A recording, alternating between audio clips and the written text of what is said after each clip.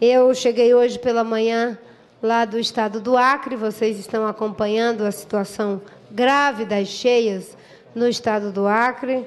Existe mais de 100 mil pessoas afetadas pelas enchentes. Graças a Deus não tivemos perdas fatais, como temos em vários estados, exceto 2 pessoas, uma que foi eletrocutada em função de ligações clandestinas de luz nos lugares em que estava alagadiça, e uma senhora que, segundo informações, se recusou a sair da casa em Brasileia, achando que o rio subiria lentamente, como historicamente acontece, e ele encheu de uma vez e levou a casa. Mas, para a proporção da quantidade de água, mais de 17 metros que tivemos, em comparação ao que tivemos no ano passado, em que o rio ficou com 1,57 m, uma das piores secas que o Acre viu. Esse ano temos uma das maiores cheias que o Acre também viu, me parece que já se igualando ou ultrapassando a de 97. De sorte que os eventos extremos, eles estão aí acontecendo o tempo todo. E, obviamente, que a comunidade científica faz a sua aferição, não seremos nós que vamos aqui fazer a avaliação se isso é ou não efeito das mudanças climáticas. Mas, como os cientistas dizem que nós vamos viver períodos de longas chuvas, período de estiagem, é bom que a gente pense que as florestas têm um papel importante em relação a vários aspectos, inclusive esse do regime de chuvas. No caso da Amazônia, 2 coisas são fundamentais para que não se tenha a mesma catástrofe que temos em outras regiões. O fato de ali ser uma planície e a água vai aumentando devagar, como se fosse colocando água dentro de uma grande bacia mesmo, uma bacia rasa, enquanto que nos lugares em que há declividade, os rios encaixados, essa força vem com muita violência.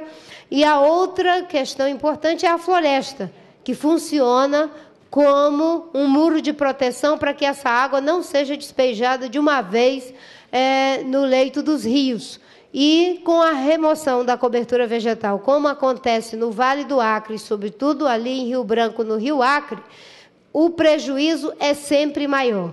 E aí eu pude observar uma coisa, na prática mesmo ali em loco, que é a necessidade dos 500 metros para os grandes rios e a necessidade dos 30 metros para os pequenos córregos, porque 15 realmente é expor a população a um risco muito grande, e 100 metros é expor a população também a um risco muito grande quando se trata da área urbana.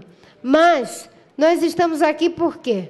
Porque é o momento de integrarmos os esforços da mobilização política que a sociedade já vem fazendo através do Comitê em Defesa das Florestas e do Desenvolvimento Sustentável, aos esforços que vêm sendo feitos por aqueles que são nossos aliados dessa causa dentro do Parlamento, e os esforços da comunidade científica, que mostra, quais serão os prejuízos que teremos para a agricultura, para o meio ambiente, para as populações, se essas mudanças forem efetivadas. E, pelo visto, serão efetivadas. Acabo de ver aqui o deputado Sarney Filho, do Partido Verde, que já se encontra entre nós. Por quê? No meu entendimento, como já foi dito anteriormente, estão ensaiando uma espécie de telequete, Telequete, todo mundo sabe, é aquela luta que não é luta, Ou seja, o projeto do Senado, de fato, é muito ruim. E quem leu a carta da SBPC vê que os ajustes que foram feitos, eles são periféricos, não vão no cerne da questão. E mantém no essencial o projeto Aldo Rabelo, que era um projeto que desconstitui os meios para proteger as florestas e, consequentemente, a nossa biodiversidade, o nosso equilíbrio hídrico, um prejuízo para a agricultura, para o meio ambiente de um modo geral e para as florestas. E já tem toda uma história de que várias emendas estão sendo propostas.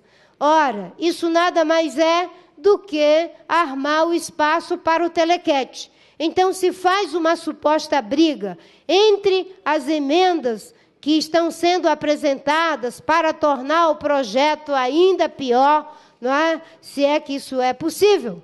E o projeto que foi aprovado no Senado. E criar um cenário para que se tenha um discurso de sanção do que foi aprovado no Senado. Mas, obviamente, que a sociedade brasileira sabe que isso é um telequete, que, de fato, o que foi celebrado e comemorado por todos os segmentos da bancada ruralista foi, com exceção daqueles que estavam com a incumbência de promover o telequete, foi o projeto do Senado. Então, não vamos cair nessa história de que agora vamos, não é, salvar o projeto do Senado em função de uma ameaça que está sendo feita por uma articulação. Essa articulação é pensada, ela é funcional, ela está dentro do script para aprovar e sancionar com conforto político por aqueles que não querem fazer o enfrentamento de mérito de que o projeto do Senado é tão ruim quanto o projeto da Câmara dos Deputados, com ressalvas periféricas que, por uma questão de justiça, temos que fazer, não é? E não querem fazer esse enfrentamento. Vamos ter que fazer esse enfrentamento. A mobilização da sociedade é muito importante, sem o que não teremos como enfrentar a onda de retrocesso que vem por aí. Não é só o Código Florestal, é também a questão das terras indígenas, é também já a medida provisória que permite o governo, por decreto, a fazer, não é, mudança nas áreas que já foram criadas como unidades de conservação, os parques que são criados por decreto do presidente, que só podem ser mudados por lei, agora podem ser mudados, não é, sem a manifestação do Congresso, com um decreto do presidente da República. E queria dizer que lamento profundamente, nós durante esses anos todos, graças às leis existentes no nosso país, conseguimos ter crescimento econômico, diminuição da pobreza e redução do desmatamento. E as pessoas se esquecem de que essa redução de desmatamento foi graças a um esforço de trabalho, muito trabalho integrado entre diferentes setores do governo, a participação da sociedade, da comunidade científica, de vários segmentos que aqui estão nesse seminário, e que hoje é dito por alguns como se esse resultado tenha sido feito graças a uma unanimidade de todos aqueles que se uniram para reduzir desmatamento. Não é verdade. Foi um esforço de combate, graças a um trabalho sério com o plano de combate ao desmatamento, com uma resistência terrível desses setores que agora celebram a queda do desmatamento e esquecem que estavam reagindo aos esforços que vinham sendo feitos, e que essa reação tem como o seu ápice a mudança do Código Florestal, porque enquanto não se estava vedando o crédito, criminalizando a cadeia que ilegalmente produz com base em desmatamento ilegal, né, não havia uma reação tão forte. Agora se tornou um caso de vida ou morte. De sorte que a presidente Dilma tem o compromisso de vetar o que significa aumento de desmatamento e anistia para desmatadores, e nós temos que persistir em dar apoio político para que a presidente Dilma se sinta respaldada para cumprir, né, a sua palavra e o seu compromisso, e com certeza esse seminário é um espaço para esse reforço, do ponto de vista político, do ponto de vista técnico e do ponto de vista da mobilização. Muito obrigada.